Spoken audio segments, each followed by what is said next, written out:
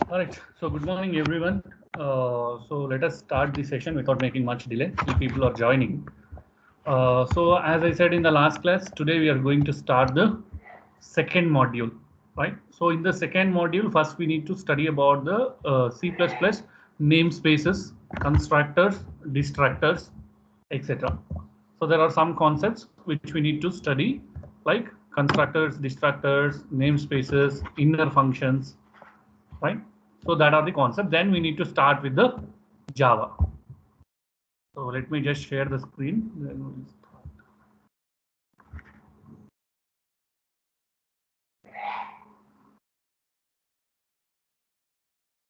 All right.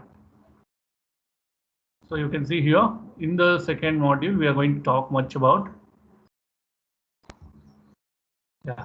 So this is the second module. We are going to talk much about the objects and arrays, namespaces, nested classes, constructors, destructors. Then we are going to talk much on the introduction to Java, Java's magic, what is meant by bytecode, what is meant by Java development kit, and what are the Java buzzwords we have, and what is meant by object-oriented programming. And then we'll see simple Java programs, how to use data types, variables, and arrays in Java. And also we'll see how to use operators, control statements, all the basics of Java we are going to study. So the entire basics of Java we are going to study in this module. So along with the C++ namespaces and inner functions, constructors and destructors. See, today I'm not going to talk about C++ because last week's time or 10 days time, we are talking about C++. So let us start with the Java, then slowly we'll go to the next class or next class with the C++. Hope I'm making very clear. So I'm going to talk about the Java today. Then slowly we'll move to the C++ remaining concepts. Then we'll continue with the Java. So today we'll talk about the basics of Java. Basics of Java. So before I start, I have one question. Not question actually. So I have one thing to share with all of you. See, any programming language, tomorrow you may invent one new programming language. We don't know. See, once you become software engineer of any company, you may invent one new language. See, when you want to invent a new language, so you should know about the supporting previous languages. Supporting previous languages, right? So what is meant by the supporting previous languages? Say for example, I want to invent so just say I want to invent a language called SVC. So I want to invent a language called SVC. So on what this SVC is dependent, whether it is a object oriented, whether it is object, sorry, object oriented or procedure oriented. So what type of language it is, or whether you need to include both object plus procedure. So these features first we need to decide. So as a programmer, whenever you want to invent a new language, as someone asked, I think last before class, or I mean couple of days or couple of classes before. So when you want to invent a new language, sorry. So when you want to invent a new language, what we need to do is first you need to think about existing compilers, because this is very important. This is very important. Developing a language is not the problem. Getting the compiler designed is the problem. Getting the compiler designed is the problem, because to develop one compiler, new compiler from the scratch, it will take on an average, I'm telling you, if a team is working on an average, it will take 10 years. It will take 10 years to develop one compiler. Let us assume if you are developing a new language and you are taking 10 years, by the time so many languages will come into the market. So what we need to do? So we need to take the help of the existing compilers, then we need to go for the new language, new language. So why I am telling all these things is, see, today we are we are seeing so many languages. Probably you might seeing Java, you are seeing C++, you are seeing Python, you are seeing C, you are seeing the AngularJS, Node.js, right? I'm not going to talk much about C, C++. Let us talk about our new languages, like which you are hearing as a fifth generation languages, like AngularJS, Node.js. What are these languages? Can any one of you tell me what is the base for these languages? What is the base for this language? AngularJS, Node.js. Yes. What are the base language for this AngularJS, Node.js? In the name itself, it is there.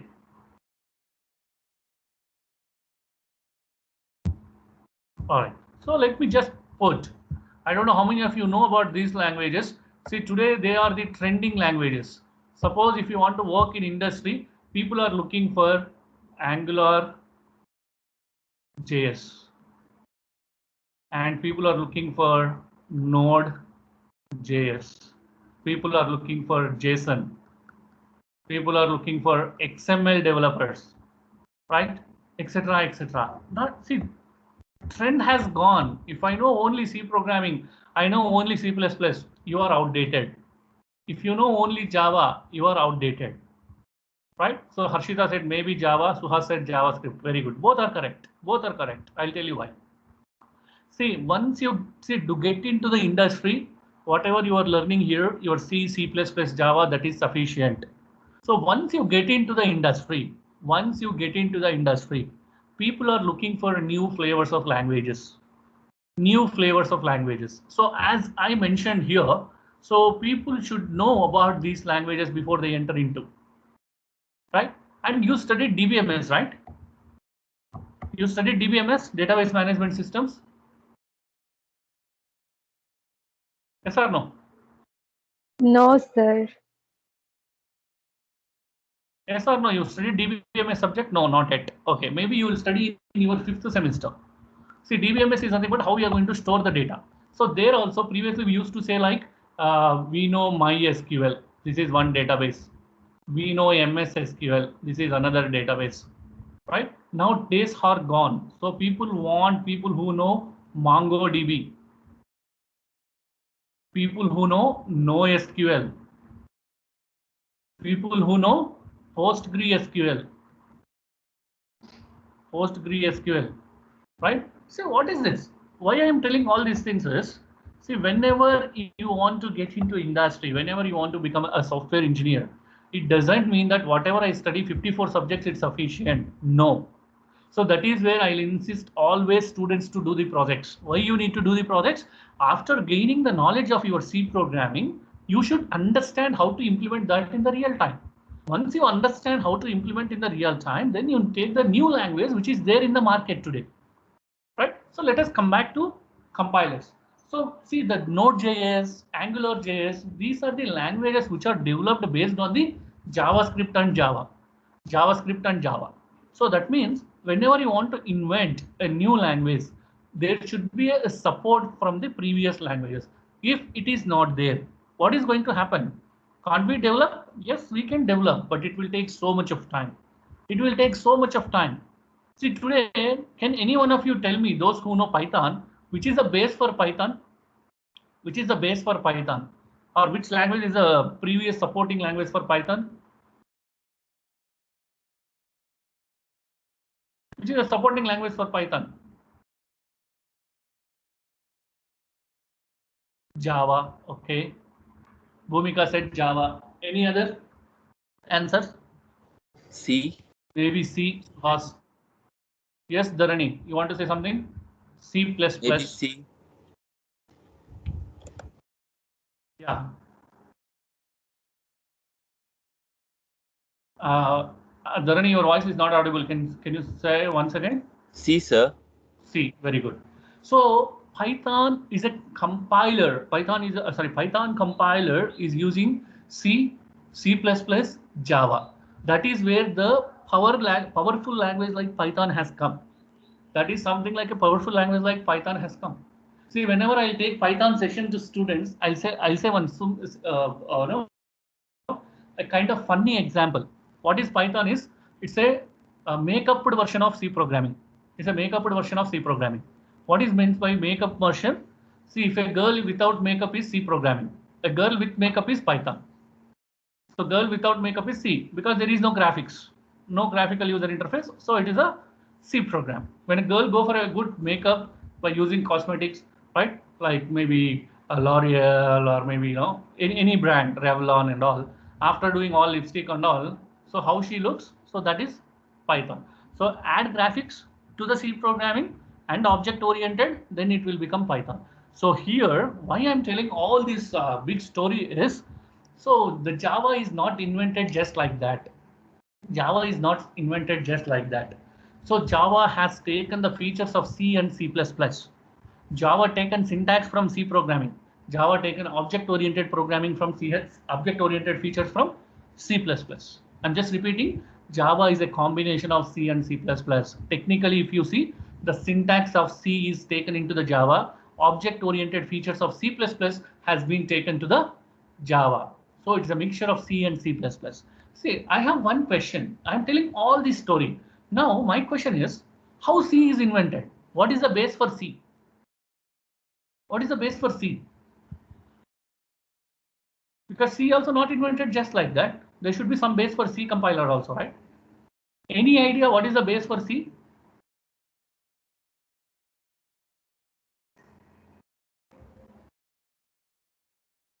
Because you studied C programming, right? HTML, no, not really. HTML is a way new version of programming language. Not really. Any other answer? JNU? JNU, no, not really.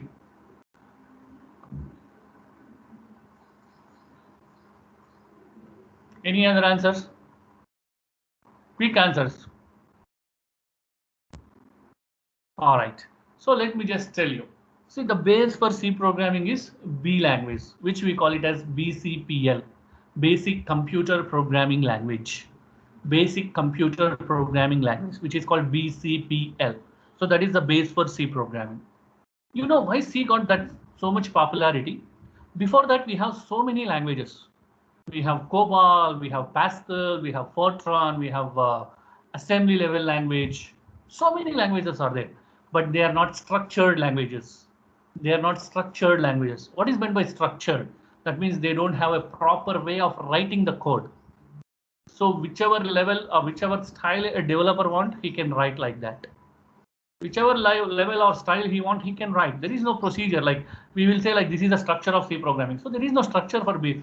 No, Fortran, Pascal, and we also have Ada language.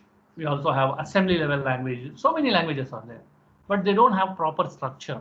So when Dennis Ritchie invented C programming, that is the first official machine level language program.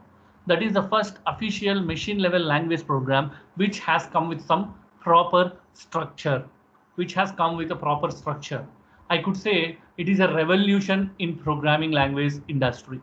It's a revolution in programming language industry, where people started working with those computers computer programming after the invention of C. Before that, you could find on fingers who know Pascal, who know Fortran, who know Ada, who know assembly level language. But after the invention of C, everyone started thinking about programming. Everyone started thinking about programming. And everyone started combining the computers. Everyone started working on the computers. Everyone started developing the software. So many inventions has come. Just imagine just a language like C programming, where we cannot connect to database, where we don't have a GUI. They could able to make a very big inventions. Think today we have a language which will give all the freedom for you, all the freedom. You want GUI, you have the GUI. You have the database, you want the database, you connect the database. You want to connect with the hardware, you connect with the hardware. So we have sophisticated languages today. How big inventions or innovations can we do? How big inventions or innovation can we do? So that is where industry is growing today. That is where industry is growing today. Why people are very fond of CS and IS, why they are coming? Because your innovation is going to be your earning. Your innovation is going to be your earning. So no limitation on that. See, maybe when we studied our engineering, that time also people used to say, hey, you know Java, you are the god. Trust me, when I attended my campus placement, of course, I got selected, but still my passion is teaching, so I come to teaching. When I got selected, most of the questions are from Java. If you know Java, you are the god and goddess of the computer science industry or info science industry. But today, if you know Java, they'll ask, what is the level you know? Whether you know J2SE, whether you know J2EE. If you say, I know J2EE, so what you know in that? Do you know JSP? Do you know servlets? Do you know JSF? right? If you say I know JSF, which is the latest thing, in JSF, do you know object oriented or do you know embedded level programming? If you say like I know object oriented, can you able to create your own APIs? If you say I know how to create APIs, so what kind of APIs you are going to create? Whether it is structured, whether it is procedure oriented, whether it is graphical oriented. If you say like I'll create structure oriented APIs, so when you are creating structure oriented APIs, what is the integration you are going to use? Whether you will integrate with XML, whether you integrate with the Python, whether you integrate with the .NET. If you say I could able to integrate with Python, so do you know Python packages? How to work with the Python? See, so much industry has grown like anything today. Industry has grown like anything today vertically. So actually, to speak, we are in 2021. By this time, you people might have studied Android development by 4th sem.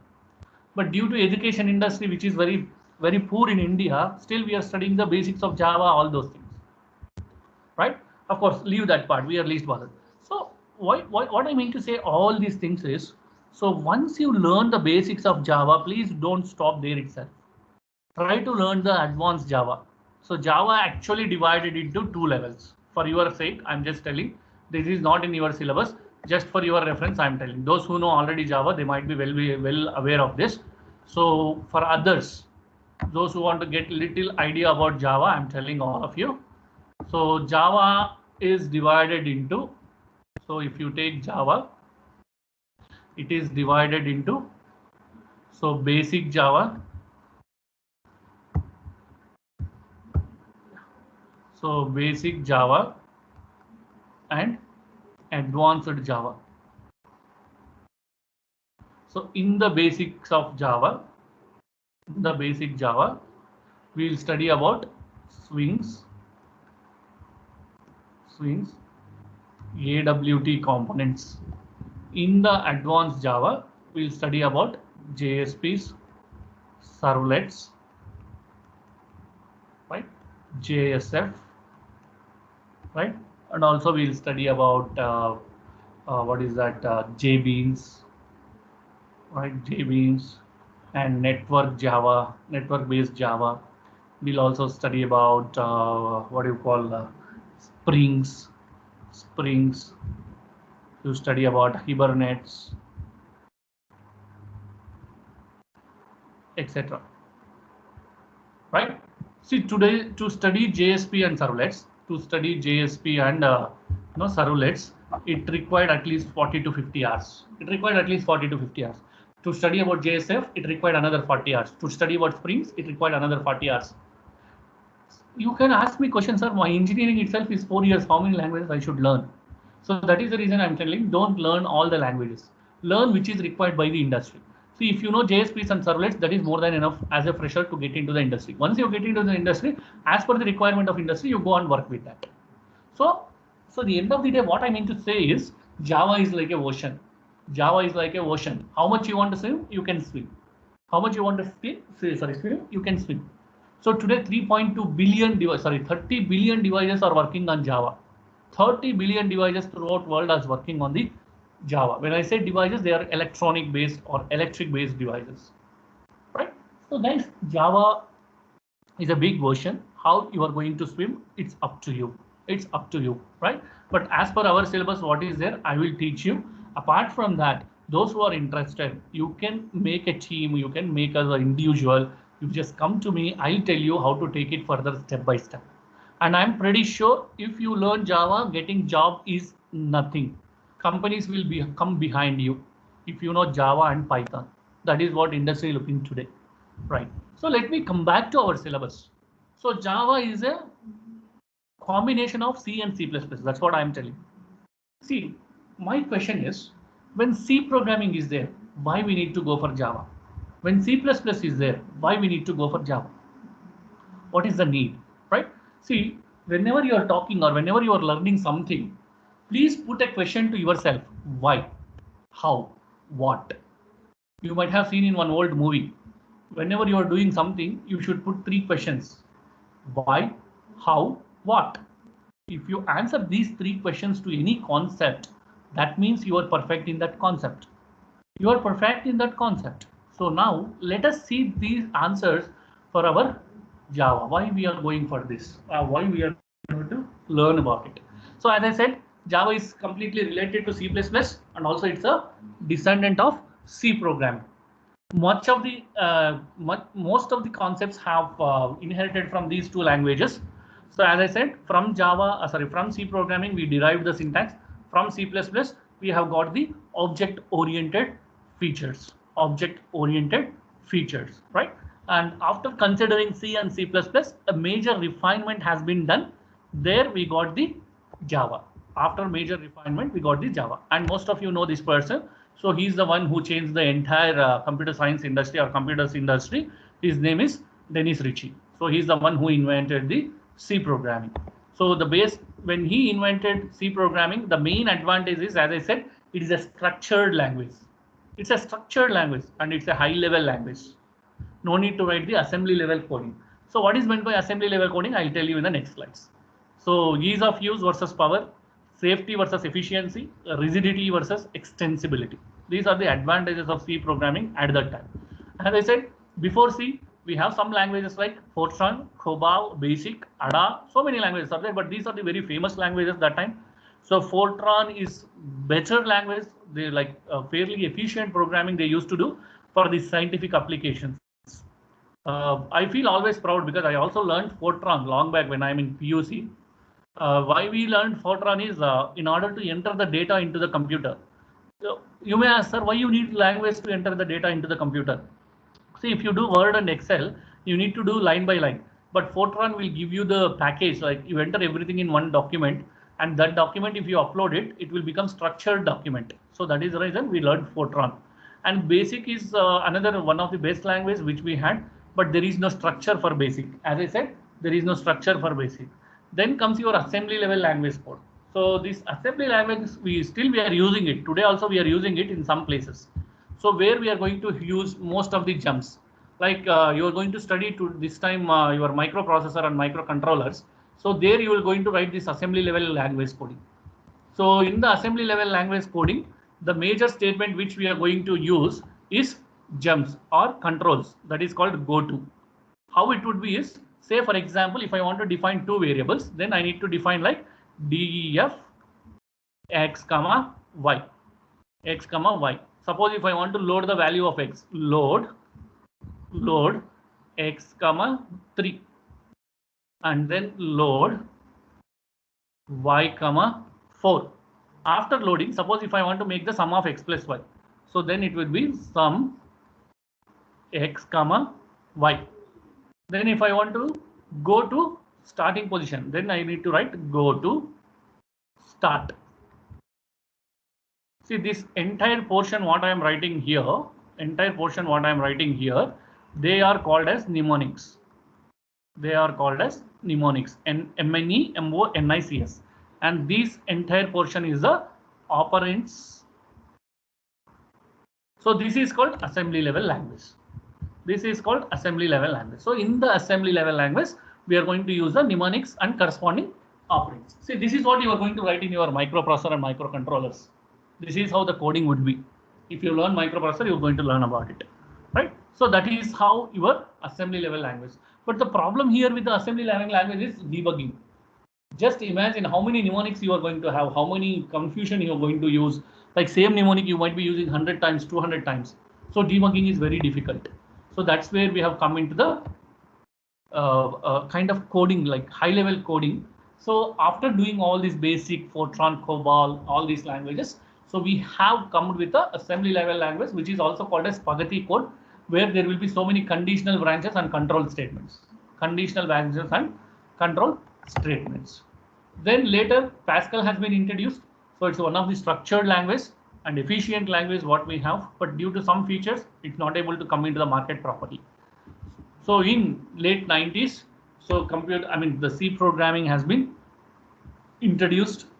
I'm not going to talk much about this theory and all, it's just for your reference, right? So the C programming has been introduced based on the concepts of, as I said, BCPL. So basic computer programming language. So BCPL is also called as B language, which is introduced in 1970. So later, so based on the BCPL, C programming has been introduced by Dennis Ritchie and Brian Kernighan. So in AT&T Labs, as you know, all this story you know. So in AT&T Labs, right? And it's got its own popularity. This is the first structured programming language. This is the first structured programming language. So till that time, we don't have real-time working of the programming languages. After the invention of C only, we got the real-time programming. So after C, so when C is going on in 1980s, late 1980s, C++ has been introduced. C++ has been introduced because, as I said, in order to implement graphical user interfaces, we went with the C++. Otherwise, no need of C++. Directly, we could have come to some other language. Now, you may ask question, since C is so successful, very useful in that time, and C++ also there, why we need to go for an extension? Why we need to go for the new language? So the problem we faced is complexity. The problem we faced is complexity. I don't know how many of you seen the what do you say, like generations of computers. You might have studied in your C programming, right? So when we introduce C++, it's very complex to write the code. It's very complex to write the code. Today also writing C++ program is not so easy. See, the concepts which we studied is very basics. When you go advanced level coding, it's very difficult, right? And it's very complex to do the coding. See, this is one of the computer which we had, right? So there they need to stand and do all the codings, etc., etc., etc. Now what happened? So it's very difficult to do the front end coding and doing the toggling between the buttons and shifting the buttons, all those things. So we want someone who can help us. We want someone who can help us. Then the concepts of object-oriented programming has been introduced, where we are going to write the piece of the programs, one object, two objects, one class, two class. So then computers also has become. So I'm not going to show all these things. These are some very basics, which usually we'll take for the schooling or college students. I mean, first year students. So when the programming becoming complex, system size is getting reduced. System size is getting reduced. You know, like what is the thumb rule set by Mr. What is his name? I forgot. Moore, right? Moore's law. We will say Moore's law, right? What is Moore's law says? So Moore's law say very clearly, every 18 months, the processor speed will increase, the hardware size will reduce. The processor speed will increase, the hardware size will reduce every 18 months. But today you think every 6 months it is happening, every 4 months it's happening. We never expected we will get a mobile phone with 128 GB RAM. We never expected we will get 32 GB RAM. We never expected we will get storage of 256 GB.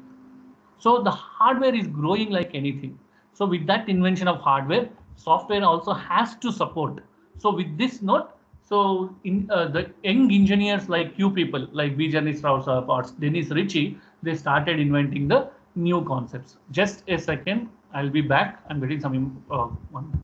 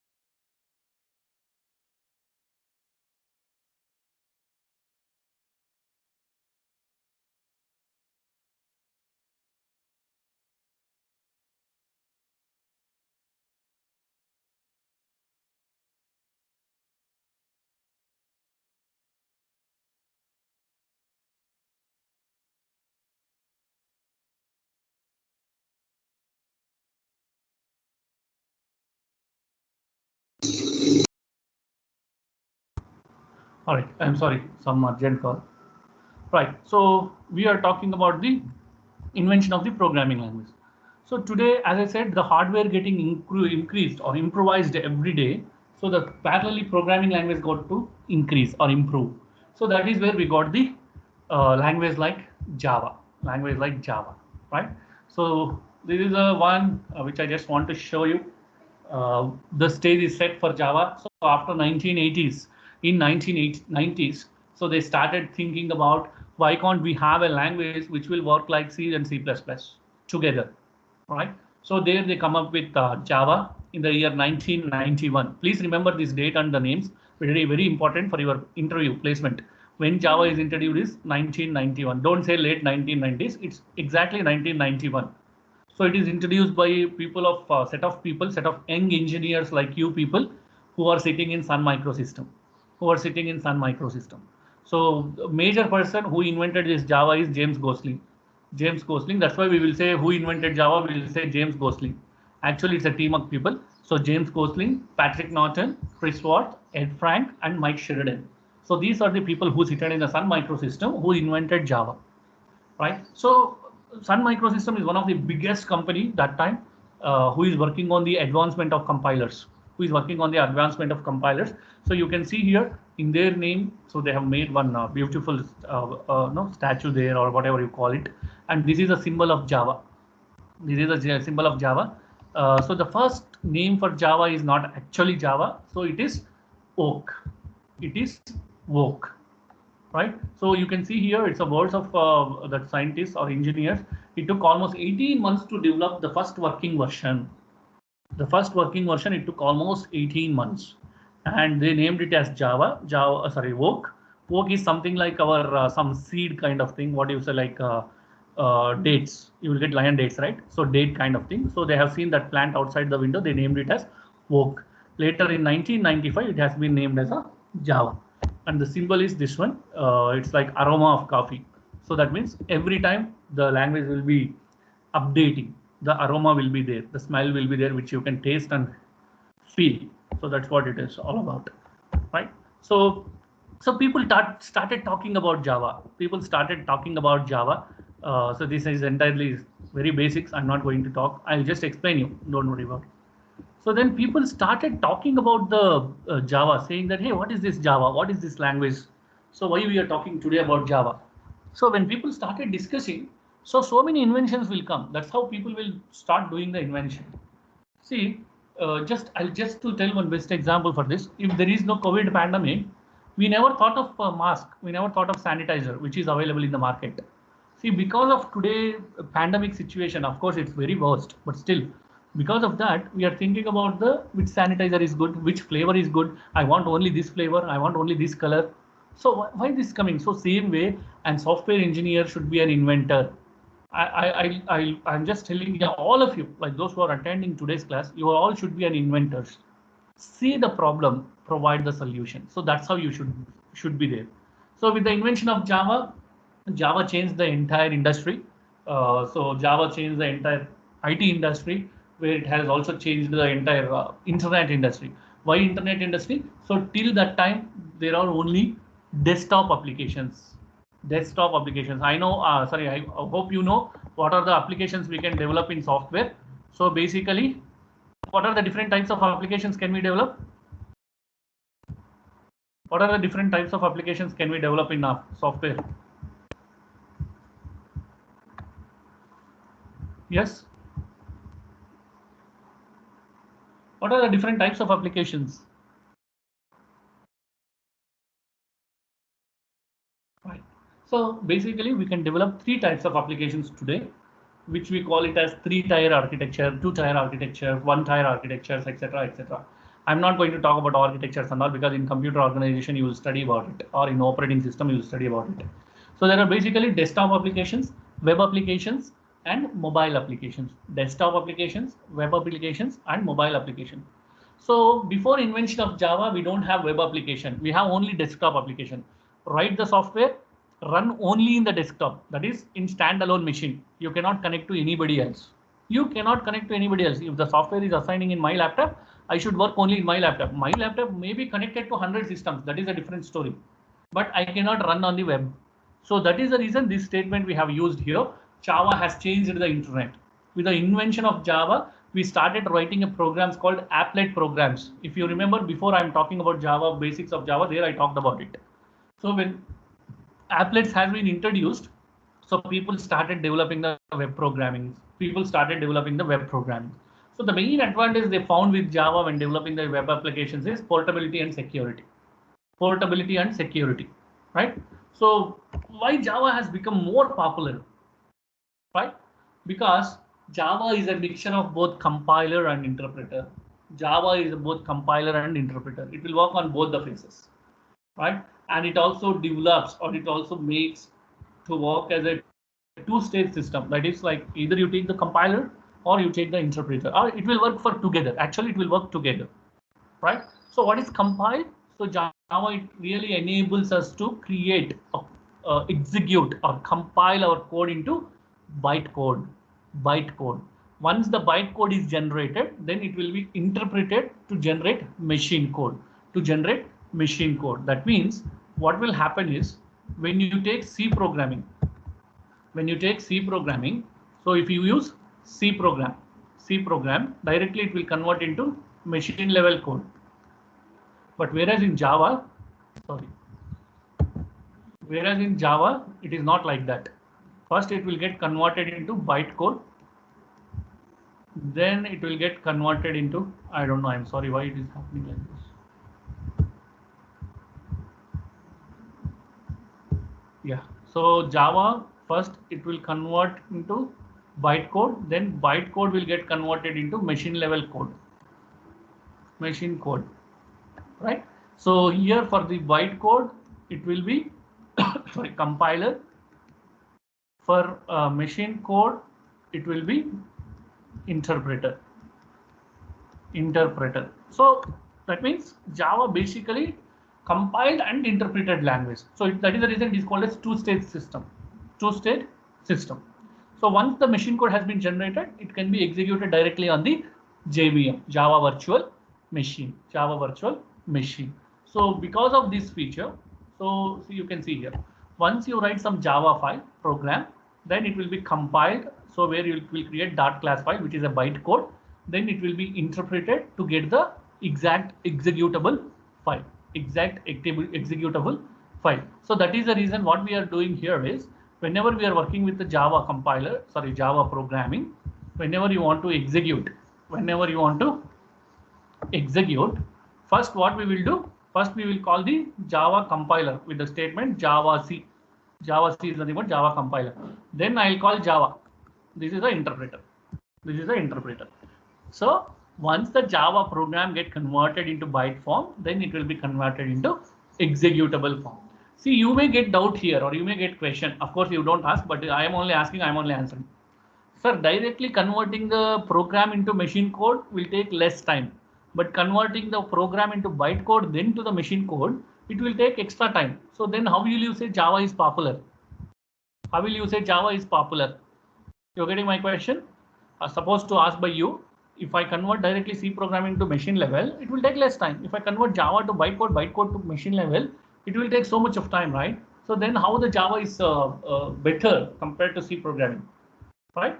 So I'm going to answer this question in the next, when you talk about the programming. Not now. In talk about the programming, I'll talk about it. Right. Okay, so I don't want to take much time here. So Java history and evolution, this is very common, how it has been evolved, all those things. They won't ask in the exam, don't worry about it.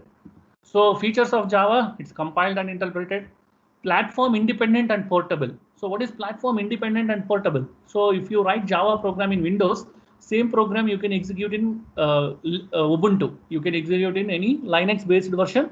You can execute in Macintosh machine. That is your Apple. Also you can execute. So that is called platform independent and portable. And it is object oriented. It takes all the features of object oriented, like encapsulation, polymorphism, inheritance, right? All those things. Then robust and secure. So what is robust? Why it is called robust? Can any one of you tell me what is robust? In general, what is robust in your English? Don't talk about this language, leave it. In general, what is robust?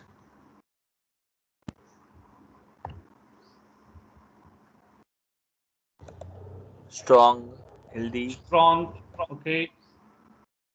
Any other term? Dharani said strong.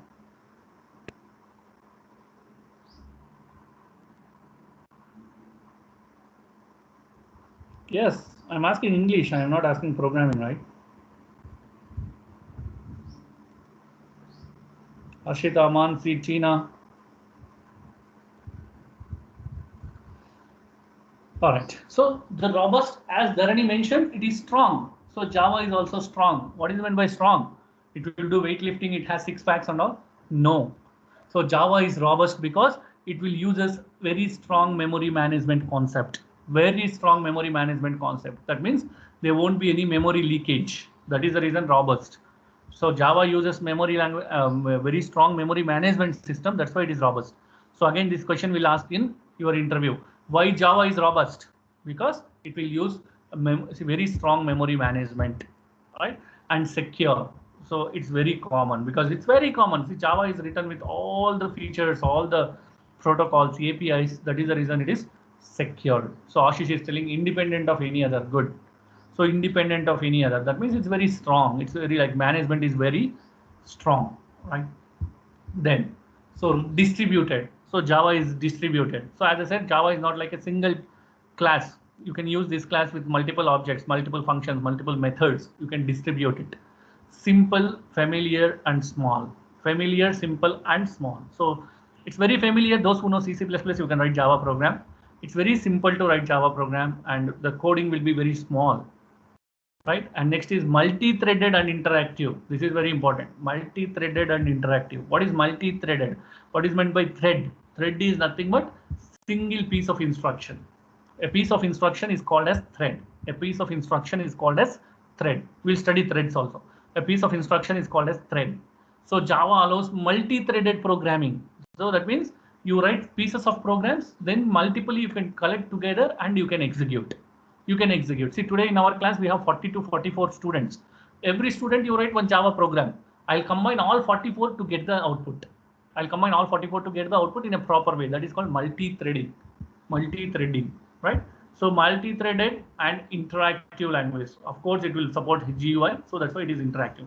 And high performance, dynamic and extensible. Dynamic and extensible. So dynamic is nothing but, so if you write some program, if you want to change it, if you want to modify something on that, you can dynamically do it.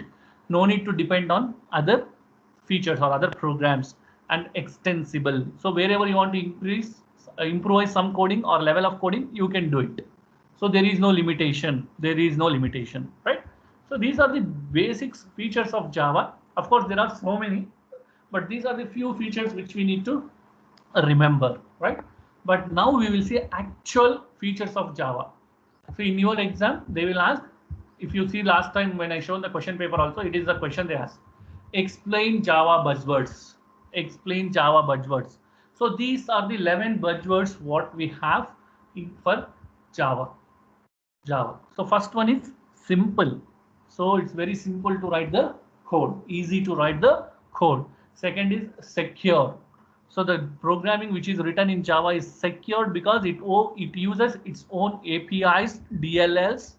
So that is the reason it is secured. So what is API? API is nothing but application programming interface. DLL is nothing but data link library or dynamic link library, right? So when it uses DLLs and APIs, it will become more secure. Next, portable. So as I said, so once you write the code, you can port it to any other platform without any restriction. Object-oriented, robust, multi-threaded, architectural neutral, architectural neutral. So that means whichever architecture you are going to use, for that it is going to adopt. For that it is going to adopt. What is meant by architecture? I'll come back to that after all the points. So it is interpreted language, high performance language, distributed language, and dynamic in nature. Right? So we are going to see all those things one by one. Before that, architectural neutral. What is architecture? What are the different architectures we have? Any idea what are the different architectures we have for computer science programming or info science programming, whatever you call it, or programming? Let us take programming. What are the different architectures we have? Any idea?